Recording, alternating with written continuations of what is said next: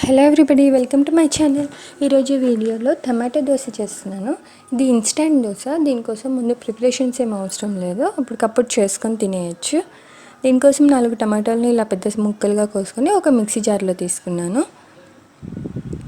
దీనిలోనే 2 ఎండుమిరపకాయలు, 4 వెల్లుల్లి రెబ్బలు, చిన్న అల్లం ముక్క వేసుకున్నాము. ఇప్పుడు ఇవన్నీ కూడా మిక్సీ పట్టుకొని పేస్ట్లో చేసుకుందాము. ఈ పేస్ట్ని ఒక బౌల్లోకి తీసుకొని 1 గ్లాస్ బియ్యం పిండి యాడ్ చేశాను, 1 గ్లాస్ బొంబాయి రవ్వ, 1 గ్లాస్ గోధుమ పిండి,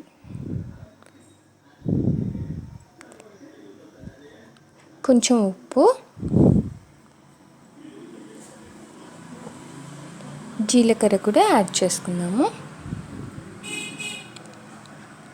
ఇప్పుడు ఇవన్నీ కూడా మిక్స్ అయ్యేలా కలుపుకోవాలి.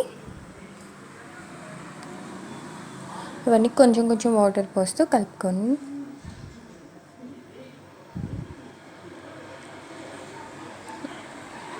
మొత్తం కూడా కలిసిపోయేలా టమాటో పేస్ట్ పిండి ఎక్కడ కూడా ఉండలు లేకుండా కలిసేలా కలుపుకోండి.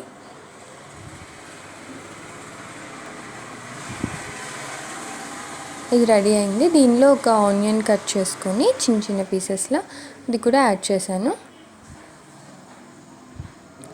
మనకి దోశల బ్యాటర్ రెడీ అయిపోయింది. దీన్ని ఒక 10 minutes మూత పెట్టి పక్కన పెట్టుకుందాము.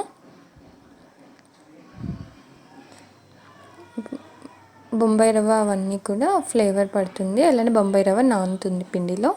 ఇలా 10 minutes పక్కన పెట్టుకుంటే సరిపోతుంది. 10 minutes తర్వాత కొంచెం వాటర్ యాడ్ చేశాను. ఇప్పుడు వీటిని దోశల్లో వేసుకుందాం. ఒక ప్యాన్ పెట్టుకొని దాని మీద దోశలు వేసుకోండి. మీకు క్రిస్పీగా కావాలంటే కొంచెం బియ్యం పిండి ఎక్కువ యాడ్ చేసుకుంటే ఇంకా క్రిస్పీగా పలుచగా వస్తాయి.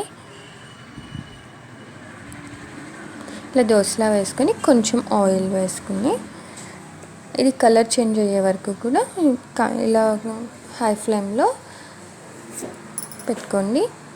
ఇది బ్రౌన్ కలర్ అయింది వన్ సైడ్.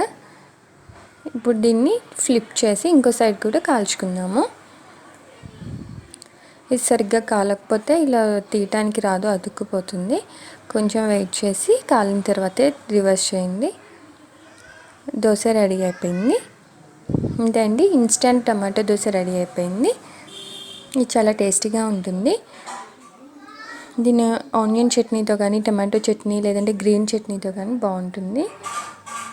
మీరు ఈ రెసిపీని ట్రై చేయండి. అలానే ఈ ఛానల్ని సబ్స్క్రైబ్ చేసుకోండి.